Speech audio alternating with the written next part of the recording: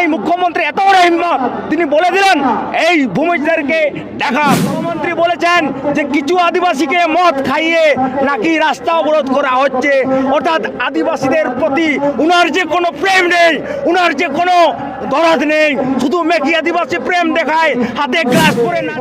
আমাদের দুই প্রতিমন্ত্রী নাতনি মন্ত্রী তারা নাচ করছে, আর এইদিকে আমাদের বিরোধী, আমাদের বীরভূমে আমাদের আদিবাসী ভাইরা খুন হচ্ছে, আমাদের বোনরা ধর্ষিতা হচ্ছে।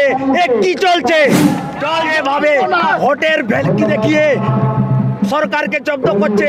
আমরাও কিন্তু সেই ভোটের ভেলকি দেখাতে জানি এবং তার জন্য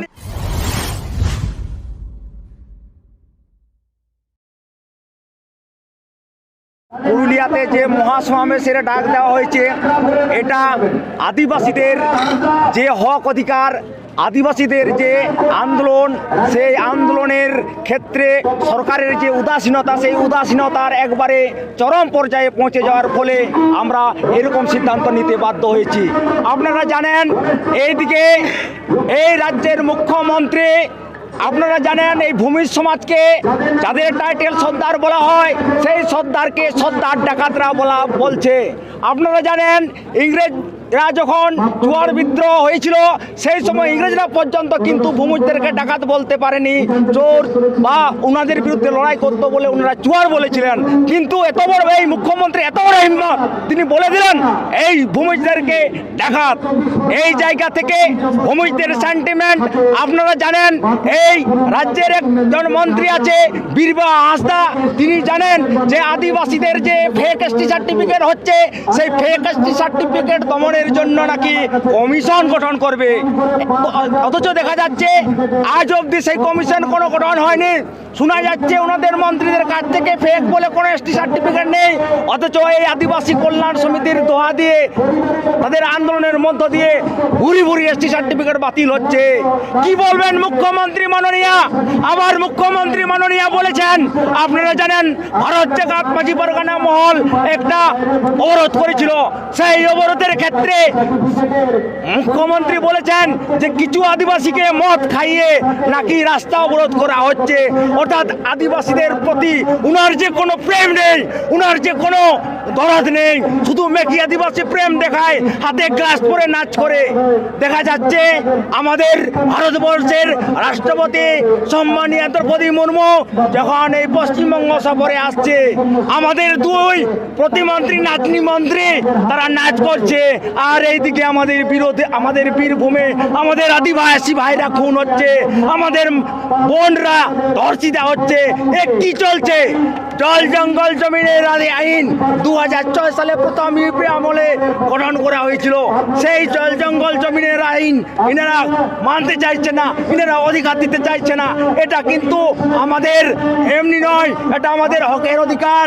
রঘুনাথ সিং, দুর্জন সিং, গঙ্গানারায়ণ সিং, বিরসা মুন্ডা, সিধু কানুরা লড়াই করেছিল বলে 1935 সালে ভারতবর্ষ স্বাধীন হওয়ার অনেক আগে কিন্তু সিএনটি অ্যাক্ট এবং এসপিটি অ্যাক্ট দিয়েছে। সিএনটি অ্যাক্ট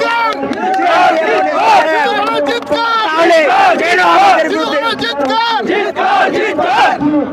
তাহলে কেন এই স্বাধীন হওয়ার পর আজ পর্যন্ত আমাদের আদিবাসীদের এই সরকার, কেন্দ্র বা রাজ্য কি দিয়েছে?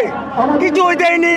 আদিবাসীদেরকে তাড়ানোর চক্রান্ত করছে, কখনো দুর্গা প্রকল্পের নামে, কখনো দেউচাপাচামিতে কয়লা খনির নামে, কখনো ঝাড়গ্রামের বিস্তীর্ণ এলাকায় অভয়ারণ্য করার নাম করে, কখনো আবার আদিবাসীদের যে জল জঙ্গল জমির অধিকার সেটা হরণ করা হচ্ছে। আপনাদের খবরের স্বার্থে বলে রাখি, 3 জন মানুষ এই ঝাড়গ্রাম জেলা এলাকায় হাতি এনে ছেড়ে দেওয়া হয়েছিল, যার ফলে মারা গেছে। তাদেরকে বলছে কোনো ক্ষতিপূরণ দেওয়া হবে না, কারণ তারা জঙ্গলে মহুল ফল সংগ্রহ করতে গিয়েছিল। এটা আমরা আদিবাসীরা কখনো মানছি না, মানবো না। এবং আগামী দিনে অন্যান্য আদিবাসীরা যেভাবে ভোটের ভেলকি দেখিয়ে সরকারকে জব্দ করছে, আমরাও কিন্তু সেই ভোটের ভ্যালকি দেখাতে জানি এবং তার জন্যই আজকে কিন্তু জমায়েত হয়েছি। আমাদের এই আদিবাসীদের যে হক অধিকার ওনারা যদি না মানেন, আগামী দিনে ভোটের মাধ্যমেই আমরা কিন্তু তার উত্তর দিতে চাই। কারণ জানেন, মুসলমান সম্প্রদায় ওনারা একত্রিত বলেই কিন্তু ওনাদেরকে মাদ্রাসা বোর্ড দেওয়া হয়েছে। তাহলে আমরা যদি আদিবাসী একত্রিত হই, ভোট বলাই হতে পারি, আগামী দিনে আমাদের সাঁওতাল ভাষার শিক্ষা বোর্ড দিতে বাধ্য হবে এবং অন্যান্য যে ভাষাগুলো আছে, ভূমিজ ভাষা, মুন্ডা ভাষা, এদেরও স্বীকৃতি দিতে